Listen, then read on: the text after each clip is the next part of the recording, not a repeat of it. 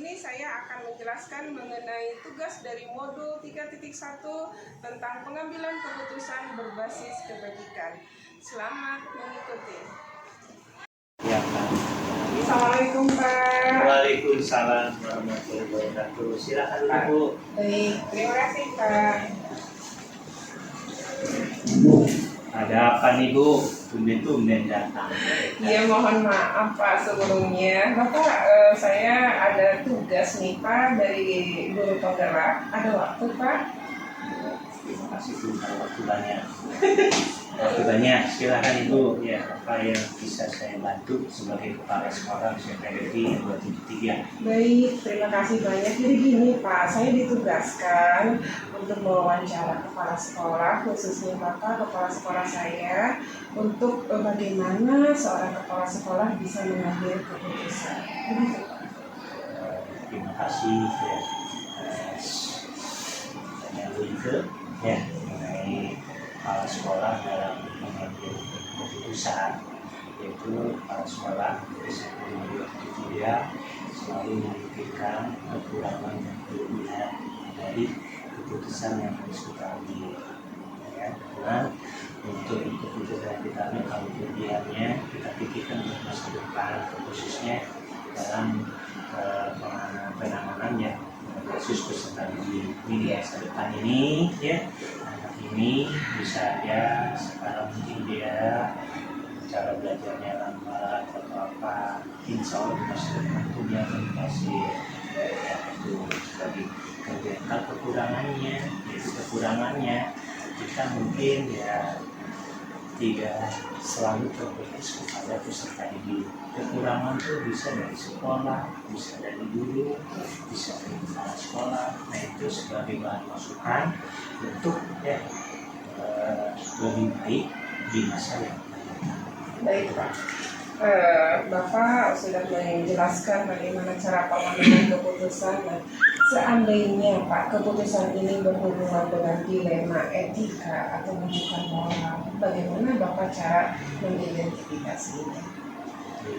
Yaitu dalam kehidupan bermasyarakat di sekolah juga kan pasti ada namanya manusia itu ya tidak selalu mulus ya. Dalam pengambilan keputusan itu godaannya godaannya banyak Bu, godaannya banyak, tapi kita harus bisa menyikapinya, yaitu sebagai evaluasi buat kita ya. Kalau ada masukan dari luar, masukannya kalau yang positif ya mungkin harus kita tindak lanjuti.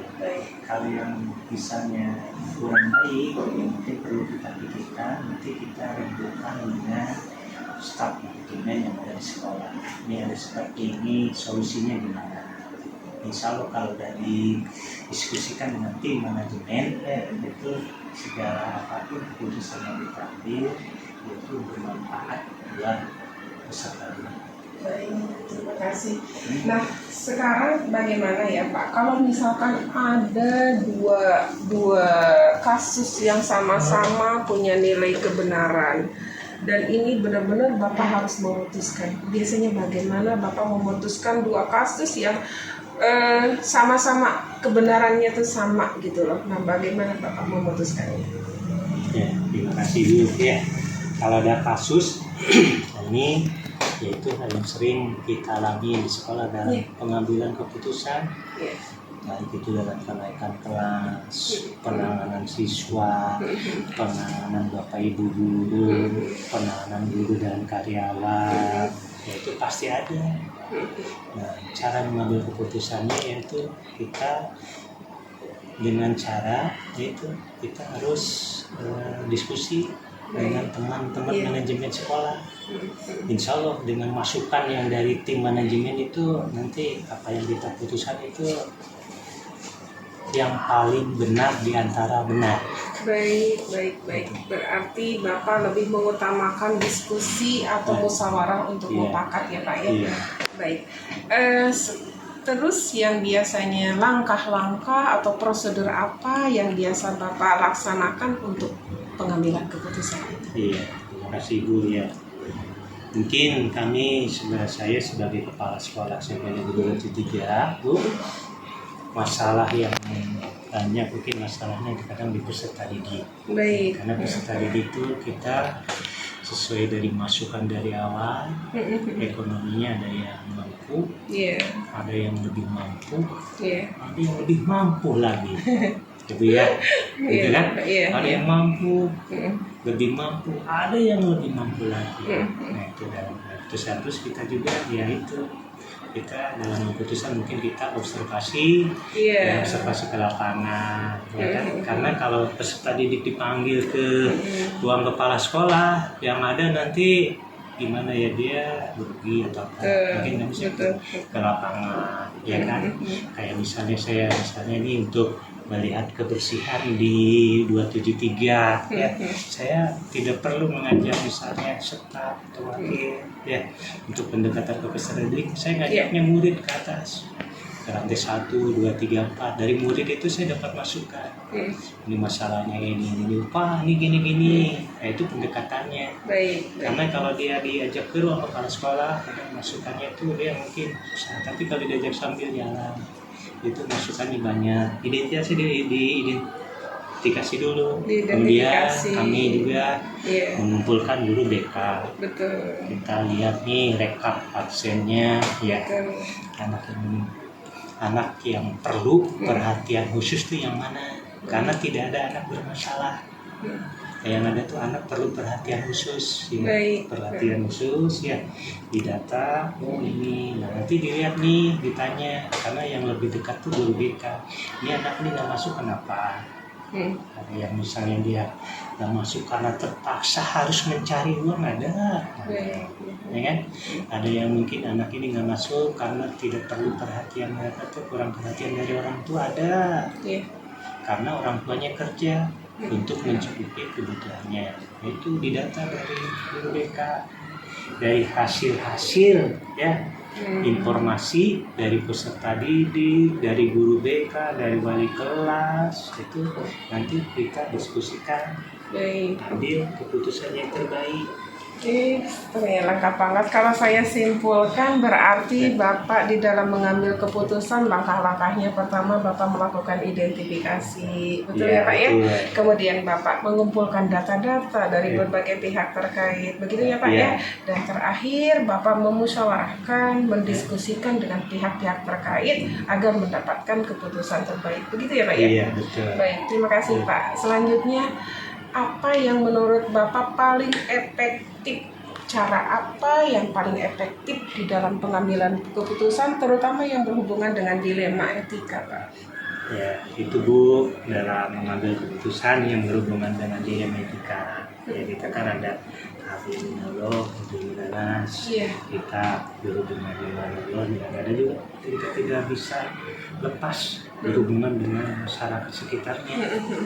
Kalau di sekolah berarti kan kita berhubungan dengan warga sekolah, ada wakil, ada guru, ada karyawan, ada tenaga kependidikan, dan saya yakin itu pasti ya tidak semuanya, pasti ada 1-2 yang mungkin dia berpikirannya berbeda dengan kita, ya kan?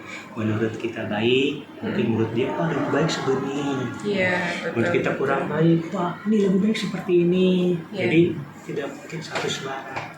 Jadi kita lihat nih, pokoknya yang dia usulkan kelebihannya apa.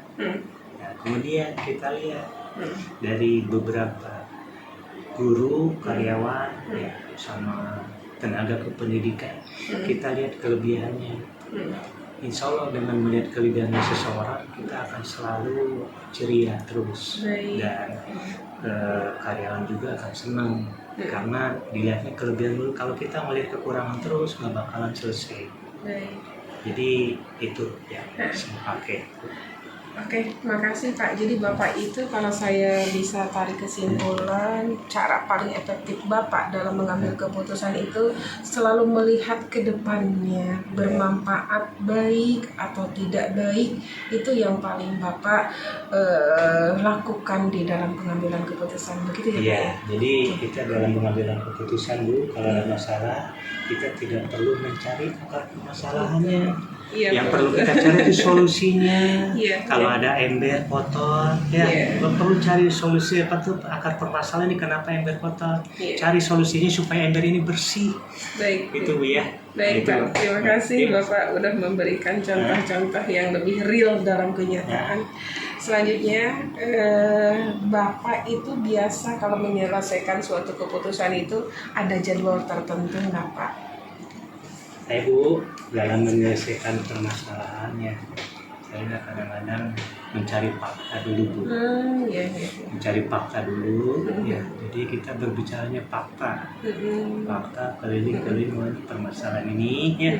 Nah, insya Allah kalau kita berbicaranya fakta, kita diskusi apa yang kita hasilkan itu akan mendapatkan hasil yang terbaik.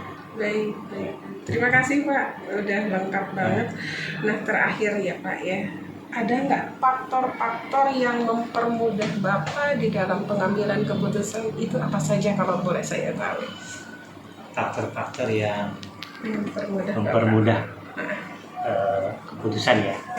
Itu salah satunya itu Bu, pertama kita diskusi dengan teman, diskusi dengan ini teman yang manajemen, ya. Terus kita setelah diskusi kita pikirkan dulu masukannya. Kadang masukannya itu ada yang bagus, ada yang kurang bagus, iya. Nanti dari yang bagus dan kurang bagus kita kolaborasikan nih sehingga mendapatkan hasil yang terbaik. Oh gitu, jadi Bapak itu selalu yang pertama itu berupaya untuk berkolaborasi, kemudian berdiskusi untuk menghasilkan keputusan yang terbaik, gitu ya Pak? Iya. Ya.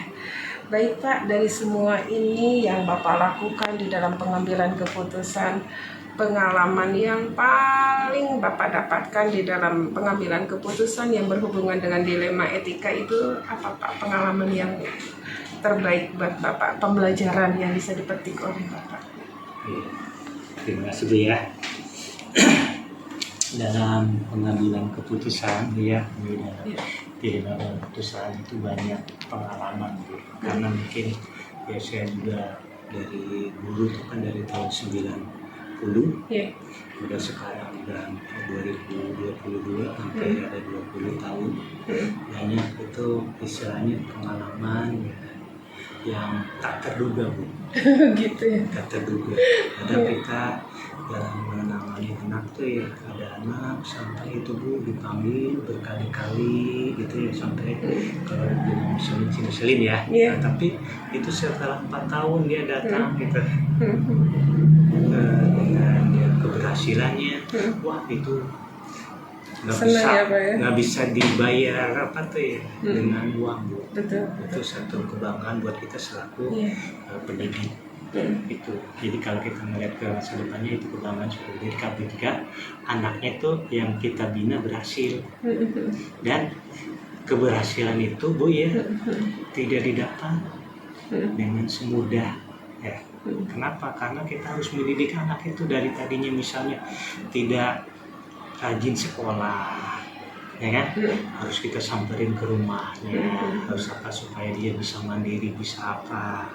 Nah, dia setelah sekian tahun baru dia merasakan ya gimana itu rasa sayangnya seorang guru terhadap pendidik. Ya itu Bu yang kami rasakan seperti itu. Itu pengalaman istilahnya yang gimana ya, tidak terlupakan dan alhamdulillah yang membuat kita senang gitu. Baik Pak, terima kasih banyak. Ternyata Bapak bisa mengambil pembelajaran dari pengambilan keputusan yang menurut saya Bapak itu benar-benar memperhatikan masa depan masa kedepannya anak ini bagaimana, sehingga nanti anak tuh suatu saat bisa kembali dalam keadaan dia itu sudah sukses, sudah berhasil, dan itu adalah kebanggaan kita ya Pak, sebagai seorang pendidik, begitu ya Pak.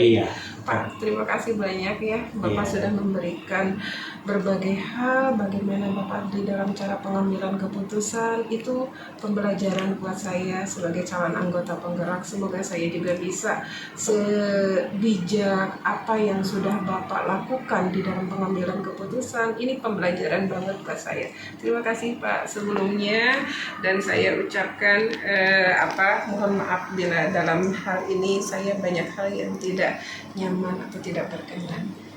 Saya mohon pamit Pak. Iya Bu, silakan Bu ya. Terima kasih Bu sudah datang ke sini ya.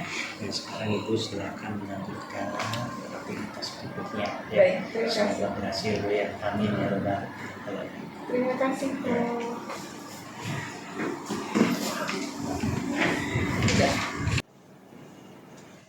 Assalamualaikum Bu. Waalaikumsalam warahmatullahi wabarakatuh. Silakan Bu Ike, ada perlu apa? Baik, terima kasih. Gini Bu, mohon maaf, saya itu berkunjung ke sekolah Ibu, ke SMP Negeri 18, karena saya itu ada tugas dari guru penggerak Bu. Tugas apa tuh Bu Ike? Mungkin bisa saya bantu, kalau saya ngerti tentu saya jawab.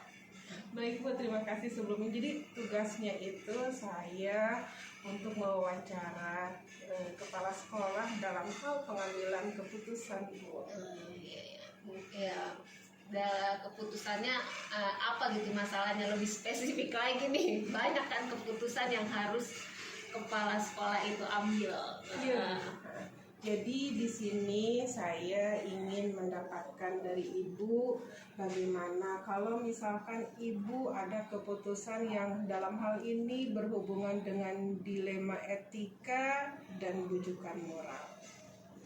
Di sini mengenai dilema etika ya. Dilema etika pastinya dilema antar etika yang ada, yang berlaku ya, misalnya aturan yang berlaku, pada kenyataannya kita harus paling tidak melanggar ya, pasti melanggar ya. Kita juga melanggar etika itu atau melanggar peraturannya itu tentu saja kita punya alasan. Contohnya ya, misalnya dalam ini yang sebentar lagi kita hadapi ya, untuk kelulusan siswa kan dalam regulasinya, kemudian dituangkan dalam KTSP, itu sudah jelas kehadiran harus berapa persen, kemudian semua anak nilainya harus lengkap. Tapi pada kenyataannya sekarang ini ya, kehadiran tentu banyaklah ya yang direka ya, bukan kita merekanya apa? Untuk membantu anak agar dia bisa lulus, apalagi pemerintah sudah menerapkan wajib belajar 9 tahun dan sekarang lagi merdeka belajar ya. Nah ini mau tidak mau kita ya dituntut supaya mengantarkan anak itu bisa lulus ya, tapi tidak menyalahi aturan. Ya mau tidak mau kan kita agak merekayasa etika, tapi dalam merekayasa yang tadi etikanya yang salah itu kita juga tidak semena-mena gitu, langsung merubah saja begitu tanpa mengadakan pembinaan atau pembetulan ya pada etika anak yang sudah menyimpang. Misalnya tadi dalam kehadiran anak ini tidak hadir berapa, kalau tidak hadir pasti tagihannya banyak yang enggak. Nah tagihannya itulah yang kita supaya paling tidak kita merekayasa ini benar loh, ada loh buktinya bahwa anak tidak hadir ini sudah ditutupi dengan yang tidak hadir ini kemarin tugasnya ada, kalau misalnya perlu bukti fisik ada, itu ya. Kemudian Kalau yang apa ini bujukan moral. Nah, ini yang lagi santer-santernya. Ini yang lagi santer-santernya memang bujukan moral ini ya. Udah jelas nih peraturannya nih sekarang ya. Nah, ini nih kita misalnya kelulusan lagi. Ya, saya karena yang dekat dalam waktu dekat ini kelulusan, kemudian lagi ini ada acara nanti yang namanya kelas 9 itu pelepasan lah, apalagi ini menyangkut lebaran ya. Nah, itu ini kan rujukan moral salah satunya adalah gratifikasi. Betul. Nah, misalnya ini kan memang orang tua nggak pasti tidak langsung mengutarakan dia udah sadar nih anaknya kurang ini. Nah, orang tua ini ngasih apa gitu ya. Memang misalnya tidak ke kepala sekolah, misalnya ke wali kelasnya, ya kan, ada apa. Nah, tapi di sini dilihat lagi ya. Kalau saya ya sudah menegaskan kepada Bapak Ibu guru maupun karyawan, jangan sampai menerima apapun ya, apalagi istilahnya mancing-mancing ya kan, gitu ya. Sekarang ini kan banyak kan, ini mau apa lebaran lah apa, nah jangan sampai ya, karena ya kita apalagi pegawai Pemda ya yang sudah cukup lah, walaupun yang KKI-nya pun kan sudah cukup, insya Allah sudah. Kalau yang namanya manusia mau kurang terus ya, tapi kita ingat lagi aturan ini. Tapi misalnya dia kasih, nah itu ya juga nggak bisa kita tolak, ya kan, nggak bisa kita tolak. Tapi ya itu ditekankan lagi, kita selalu bicara, saya tentu saja berbicara kalau misalnya saya ada rapat komite, ini apalagi dalam rangka pelepasan kelas 9 pasti saya mengundang rapat. Itu tidak ada yang namanya nanti pelepasan ada nih untuk bingkisan untuk guru-guru berapa, jangan sampai ada, itu akan bermasalah dan kitanya juga nggak istilahnya nggak ada. Tapi kalau ada orang tua yang mengasih, ya kita juga nggak bisa menolak kan. Nah, itu kita nggak bisa menolak kalau seperti itu. Tapi dengan adanya tidak ada apa-apa, misalnya dengan dia dikasih itu tidak merubah apa yang sudah kita buat, apa yang kesepakatan rapat kelulusan atau rapat kenaikan kelas, nggak ada perubahan itu. Baik Bu, berarti kalau bisa saya simpulkan, Ibu dalam mengambil keputusan baik itu berupa dilema etika maupun rujukan moral, Ibu tetap berpegang teguh pada regulasi dan kesepakatan sekolah yang sudah Ibu buat. Begitu ya Bu ya, jadi tidak melenceng dari situ ya Bu ya. Harus seperti itu. Kita kan mengacu pada aturan yang di atas. Baik Bu. Selanjutnya Bu, nah kalau misalkan dari dua kasus tadi dilema etika dan rujukan moral, itu cara efektif Ibu bagaimana di dalam mengambil keputusan? Kalau misalkan ada dilema etika, cara yang paling efektif yang membuat Ibu bisa nyaman untuk mengambil keputusan itu seperti apa? Tegakkan peraturan itu. Tegakkan peraturan itu. Kita tentunya saya ya sebagai pemimpin, saya harus mencontohkan, jadi supaya yang lain pun ikut. Ya kalau memang udah aturannya seperti itu, ya aturannya seperti itu. Kalau misal pun kita akan membuat yang melenceng, itu kesepakatan bersama. Kita membantu ini, meluluskan ini pada lulus, kita sudah ada prosedurnya, udah dibuat dulu kesepakatan. Dan kitanya yang harus konsekuen, jangan sampai itu. Baik, berarti di sini Ibu dengan cara yang paling efektif menurut Ibu adalah menegakkan peraturan, menjadikan teladan Ibu untuk untuk para guru dan konsekuen terus untuk bisa dilakukan.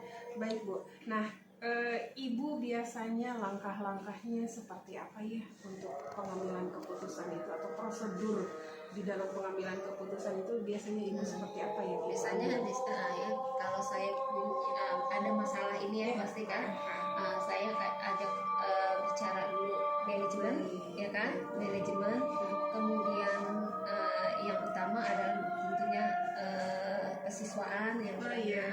dengan BK. Nah setelah disepakati kita ajak rembuk semuanya yang terutama ya rapat Dewan Guru. Nah di sini kebijakannya ini ya.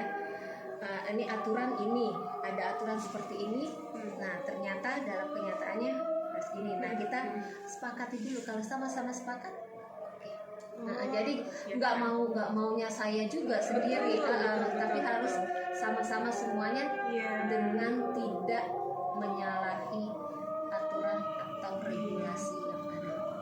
Iya, berarti ibu lebih cenderung kalau mengambil keputusan itu berdiskusi dulu dengan tim manajemen ibu, dengan pihak-pihak terkait, baik dari mulai kesiswaannya, dengan BK, Walas dan yang lainnya, mungkin begitu ya Bu ya, biar nanti mendapatkan suatu keputusan yang benar-benar terbaik untuk bisa dilaksanakan gitu ya Bu ya. Iya, dan ya semuanya juga kan jadi bertanggung jawab. Betul. Merasa bertanggung jawab walaupun memang terakhir saya ya, tapi ya, semuanya juga ikut. Oh iya, merubah ini loh, nggak main-main asal merubah. Gitu. Betul. Menarik banget nih ya Bu ya, di dalam ternyata saya harus banyak belajar dalam pengambilan keputusan ini. Selama dalam pengambilan keputusan ini ada nggak tantangan yang paling berat yang Ibu rasakan? Kalau dibilang berat, apalagi sekarang berat banget. Ini barusan kita mengambil keputusan juga nih, seperti yang baru saya alami tadi nih, mengenai kegiatan di bulan suci Ramadan, khususnya umat Islam, di mana itu wajib berpuasa. Nah, ini ada anak-anak yang tidak berpuasa, malahan istilahnya buka berjamaah di depan teman-teman yang lain. Nah, ini kan berarti etikanya. Di sini setelah kami selidiki, ternyata kan di sini juga ya orang tua yang tidak terlalu mewajibkan anaknya puasa. Agak streng banget gitu ya. Akhirnya kan kami dalam waktu singkat kami harus dipertemukan dengan orang tua karena ini masalah agama ya. Nah, tadi dari barusan kami ditegaskan ya, untuk ini saya bilang nggak main-main, masalahnya agama ya kan. Jadi kita harus tanggung jawab bersama. Di sini orang tua di sekolah. Orang tua di sekolah. Nah, Bapak Ibu kan orang tuanya di rumah, kita harus kerja sama. Makanya mungkin kami ngambil keputusan untuk ini selama 3 hari ke depan. Yang kita kan 3 hari ke depan ini ada pesantren kilat. Untuk yang anak-anak yang melanggar ini 9 orang ini akan kami gembleng. Nah, itu ya. Jadi tidak kami skor atau apa, tidak, tapi kami gembleng bagaimana paling tidak etikanya. Etikanya supaya nanti pada saat setelah bulan suci Ramadan dia baik, ya itu yang kita harapkan ya. Menurut saya ilmu pengetahuan itu nomor 2, yang penting etika. Itu ya. Jadi kalau saya lihat dari tadi Ibu mengambil keputusan, tantangan yang terberat itu penerapannya ya, karena kan ya kita tahu ya, yang sekolah di sini ini kan menengah ke bawah. Yang pastinya ya harusnya peran orang tua. Tapi kan di sini orang tua ya memang ya kita ini kondisinya juga, mungkin ya kita juga tidak bisa menyalahkan karena tadi. Baik Bu, terima kasih. Nah, sekarang yang di dalam hal pengambilan keputusan Ibu, ada nggak orang atau faktor-faktor yang mempermudah Ibu di dalam mengambil keputusan ini? Yang membantu, orang yang membantu, atau faktor apa saja yang membuat Ibu lebih mudah dalam mengambil keputusan? Ya, di sini faktor-faktor yang mempermudah saya mengambil keputusan, ya aturannya udah ada jelas. Betul. Kejelasan aturan itu mempermudah saya. Jelas ya, ada ini poin-poin. Kemudian tim manajemen saya Ah, mendukung. yeah. Saya nggak bisa Tim- kerja sendiri. Betul, betul. Saya nggak bisa. Betul. Nah, tim manajemen saya mendukung dan ya segala sesuatunya itu kita konsultasikan bersama. Dan Bapak Ibu guru juga wali kelas ya, Bapak Ibu betul. guru wali Iya, kelas iya. ya mau ayo loh kita rembuk ini.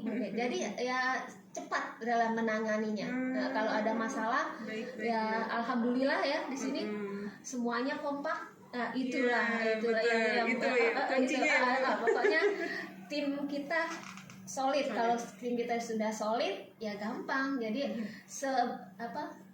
sesulit apapun, insya Allah ya kalau kita udah satu suara ya kita bisa. Itu yang penting itu tidak menyalahi aturan yang ada. Ya. Nah itu berarti hebat ya, saya di sini pembelajaran. Jadi kalau sudah sistemnya yang mendukung, support system lah ya, Iya. support system yang mendukung membuat kita itu akan lebih mudah di dalam mengambil keputusan apapun walaupun sulit ya Bu ya. Iya.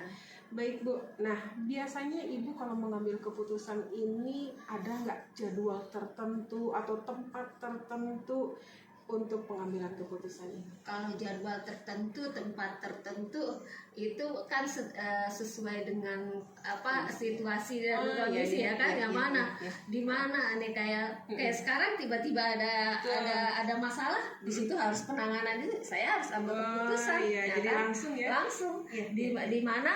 Nah paling tidak kan tim manajemen sudah saya panggil dulu, Iya, ya kan? betul. Nah, bisa di ruangan sini, bisa di Iya. ruangan sana, ya kan? Nah, Fleksibel ya? tapi kalau saya harus mengundang orang tua, pasti kan di mana kalau masalah dengan anak siswa pasti orang tua dibutuhkan kan di sini. Ya kami panggil di ruang BK atau kami panggil di ruang aula, gitu. Jadi fleksibel ya Ibu, Fleksibel, ya? yang Baik. penting ya itu semua kesepakatan bersama untuk kebaikan peserta didik itu Iya. aja. Jadi Ibu itu ternyata dalam pengambilan keputusannya fleksibel, yang penting ada dari kesepakatan bersama Ibu ya. Kesepakatan. Dan ujungnya tadi hasil akhirnya tadi yang saya tangkap untuk kebaikan bersama. Nah, itu poin yang Untuk saya kebaikan tangkap bersama. dari keputusan Ibu. Terakhir nih Bu, mohon maaf, dari berbagai keputusan yang sudah pernah Ibu laksanakan, pembelajaran apa yang bisa Ibu petik dari keputusan-keputusan yang sudah Ibu laksanakan? Pembelajarannya yaitu pendewasaan saya, pendewasaan saya sebagai yang pribadi, diri saya pribadi juga sebagai seorang pemimpin, di mana saya harus bisa mempertanggungjawabkan apa yang sudah saya sepakati bersama teman-teman, karena ujungnya kan saya. Nah itu, jadi saya di sini belajar sekali, berpikir secara dewasa, bertanggung jawab, karena kepala sekolah juga itu belajar dari pengalaman. Betul, Ya kan, betul. nggak bisa. Ya, Ibu terima kasih banyak, hebat. Ini saya benar-benar mengambil hikmah dari wawancara ini. Jadi Ibu itu ternyata yang paling diambil pembelajarannya itu adalah pendewasaan diri, dan itu sebenarnya buat kita semua juga seperti itu ya Bu ya. Ibu harus terus belajar. Betul, Belajar betul, dari betul. pengalaman, Belajar itulah dari- yang paling betul. baik. Baik Bu, ini saya benar-benar mendapatkan hal yang sangat bermanfaat dari wawancara ini. Saya belajar juga dari Ibu bagaimana mengambil suatu keputusan yang benar-benar pertama bertanggung jawab sesuai regulasi, dan satu tadi Ibu ingin kedepannya itu bisa tetap keputusan itu bisa lebih baik untuk kebaikan semuanya. Iya. Itu hal yang luar biasa Bu bagi saya sebagai seorang calon guru penggerak. Saya mengambil hikmah ini dan saya mendapatkan manfaat yang insya Allah untuk kedepannya saya juga harus lebih banyak belajar. Ya, sama-sama belajar kita di sini. Saya kan Iya, Bu. bisa ngomong seperti ini dari pengalaman ya, pengalaman saya pribadi. Saya juga tadi nggak bisa cuma dari pengalaman pribadi ya saya Iya. ini kan ya harus seperti ini. apalagi di sini kelas ya banyak yang harus diperhatikan. Jadi saya tidak bisa berpikir ego saya sendiri, tidak bisa, tapi saya harus lihat bagaimana orang lain, jadi bagaimana guru-guru, bagaimana orang tua, siswa, ujungnya peraturan. Nah, itu lagi ya, pendewasaan. Makasih banyak Ibu ya atas waktunya. Mohon maaf saya hari ini sudah mengganggu waktu Ibu yang tadinya harusnya istirahat. Terima kasih dan saya mohon maaf banget bila ada hal-hal yang tidak nyaman. Sama Bu Ika, mudah-mudahan sukses selalu. Terima kasih Menggerak Terima kasih banyak dan menjadi inspirasi nantinya, terutama bagi Bapak Ibu guru yang lain. Terima kasih banyak ya Bu ya atas waktunya. Ibu mohon pamit. Assalamualaikum. Waalaikumsalam warahmatullahi wabarakatuh. Assalamualaikum warahmatullahi wabarakatuh. Saya di sini akan merefleksikan hasil dari wawancara kepala sekolah di dalam pengambilan keputusan. Untuk refleksi kali ini, pertama ada hal-hal yang menarik yang di luar dugaan, yaitu bahwa apa yang dipertanyakan oleh saya ternyata ada yang lebih berkembang tidak sesuai dengan apa-apa yang diminta. Itu yang pertama. Kemudian ada hal-hal yang mengganjal juga, yaitu di mana ada pertanyaan yang mungkin tidak dipahami oleh kepala sekolah sehingga jawabannya kurang pas dengan apa yang diharapkan. Dari kedua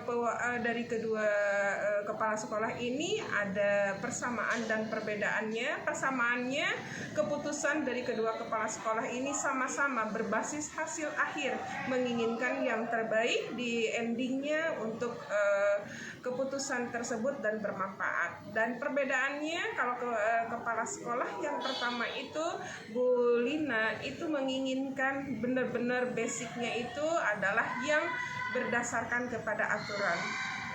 Tetapi untuk Pak Dede di dalam pengambilan keputusannya itu dengan menimbang-nimbang, melihat sisi positif dan sisi negatifnya.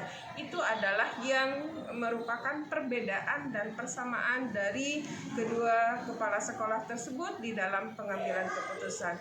Di sini yang harus saya jadikan pembelajaran bahwa di dalam pengambilan keputusan ini itu ada suatu upaya pendewasaan bagi kita, bagaimana kita di sini harus berusaha untuk bisa mengambil keputusan dengan baik dan dengan diskusi dan harus berkolaborasi dengan berbagai pihak yang terkait. Itu adalah merupakan cara yang paling efektif di dalam menentukan suatu keputusan. Itu saja refleksi dari saya. Mudah-mudahan bermanfaat untuk kita semua. Terima kasih. Wassalamualaikum warahmatullahi wabarakatuh.